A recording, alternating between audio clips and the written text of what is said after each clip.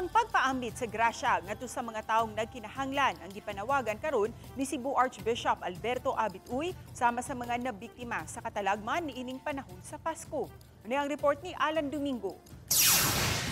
Sunod-sunod ang katalagman nga nahiaguman sa Sugbong ang iunahan sa pagtayog sa linog diin grabing naapektuhan ang Northern Cebu o gisugdan sa Bagyong Tino.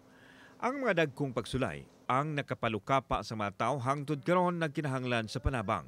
Busa nanawagan si Cebu Archbishop Alberto Abit Uy sa katawhan nga mugahin og tabang ngadto sa mga nakasinati og kalisdanan nining pagsaulog sa Pasko.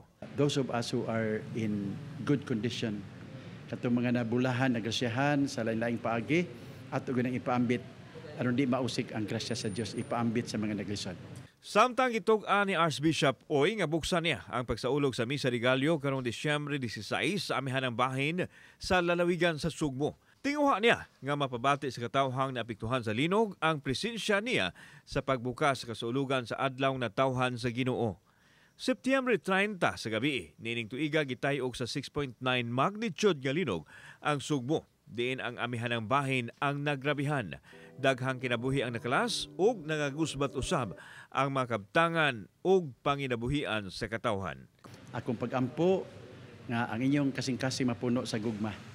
Kay mao ni tuyo nga ang Ginoo nagpakatawo para nato mapuno unta mo sa gugma bisan unsa ang sitwasyon sa inyong kinabuhi. Kalipay kasakit, ang importante na igugma sa atong kasing-kasing. Kauban si Clover Lumayag, ako si Alan Domingo. Balitang Bisdak.